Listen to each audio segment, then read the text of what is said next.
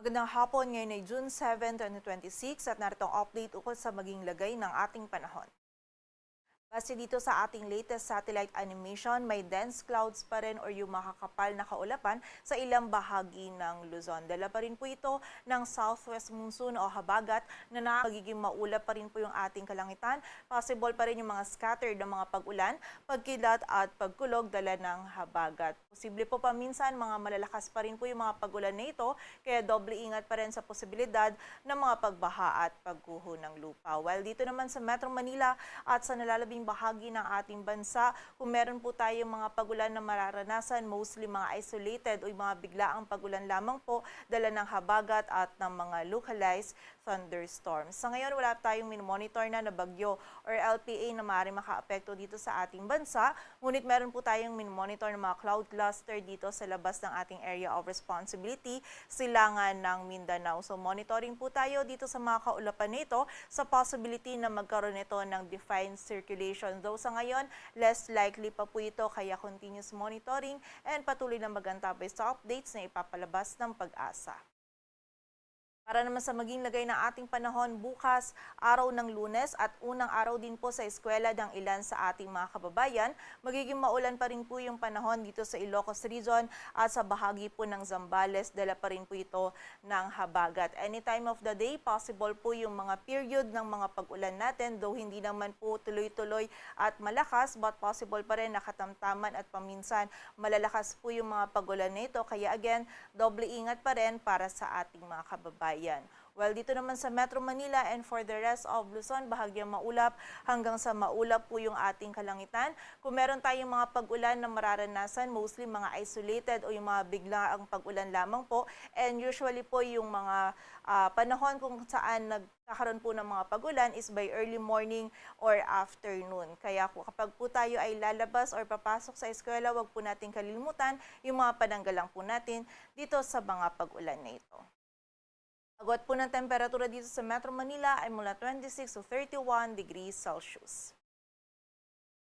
Dito naman po sa bahagi ng Visayas at Mindanao, maging sa area din ng Palawan, bahagyang maulap hanggang sa maulap din yung ating kalangitan. Possible din yung mga isolated o yung mga biglaan, ngunit panandali ang pag-ulan lamang po dala ng mga localized thunderstorms. Usually, mga 30 minutes to 2 hours po nagtatagal yung mga pag-ulan nito, and during severe thunderstorms, possible pa rin tayong makaranas ng mga short period ng malakas na pag-ulan. Kaya again, doble ingat pa rin sa posibilidad ng mga pagbaha at pagguho ng lupa. Agwat po ng temperatura sa Cebu ay mula 27 to 33 degrees Celsius at sa Davao naman ay 25 to 34 degrees Celsius. Sa lagay naman ng dagat baybayin ng ating bansa, wala po tayo nakataas na gale warning, kaya malay makakapalaot yung mga kababayan nating mga ngisda, pati na rin may mga maliliit na sasakyang pandagat. Sa 3-day outlook naman ng mga key cities ng ating bansa in the next 3 days, patuloy pa rin po makakaapekto yung habagat sa western sections ng northern at central Luzon. Kung may mga pag-ulan po tayong mararanasan or mostly yung mga scattered na mga pag-ulan po natin is mararanasan sa area ng Ilocos Region. While dito naman sa Metro Manila, Baguio City at Legazpi City, magiging bahagyang maulap hanggang sa maulap naman po yung ating kalangitan. Possible po yung mga isolated na mga pag-ulan, pagkilat at paglog from hapon hanggang sa madaling araw. Dyan po yung period kung saan posible po itong mga pag-ulan nito, kaya doble ingat pa rin para sa ating mga kababayan. Agwat po ng temperatura sa Metro Manila ay mula 25 to 32 degrees Celsius, sa Baguio City ay 16 to 24 at sa Legazpi City naman ay 26 to 34 degrees Celsius. Ito naman sa bahagi ng Metro Cebu, Iloilo City at Tacloban City, possible din po yung mga isolated na mga pag-ulan, pagkilat at pagkulog, dala naman ito ng mga localized thunderstorms. Agwat po ng temperatura sa Metro Cebu ay mula 27 to 33 degrees Celsius, sa Iloilo City ay 25 to 33 at sa Tacloban City naman ay 26 to 33 degrees Celsius.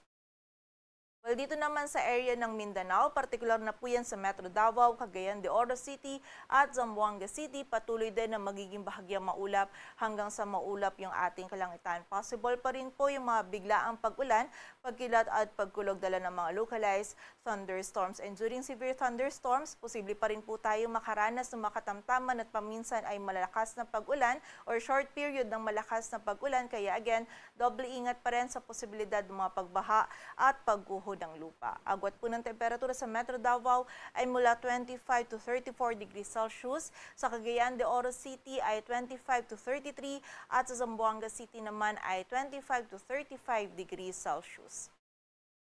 Dito sa Metro Manila, ang sunset natin ay mamayang 6:24 ng hapon, while ang sunrise naman ay bukas ng 5:26 ng umaga. Patuloy tayo magantabay sa updates na ipapalabas ng Pag-asa. Para sa mas kumpletong impormasyon, bisitahin ang aming website pag-asa.dost.gov.ph. At para naman sa pinapalabas ng mga heavy rainfall warnings or yung mga rainfall at thunderstorm advisories ng ating mga regional offices, bisitahin ang aming website panahon.gov.ph.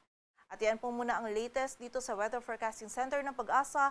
Grace Castañeda, magandang hapon po.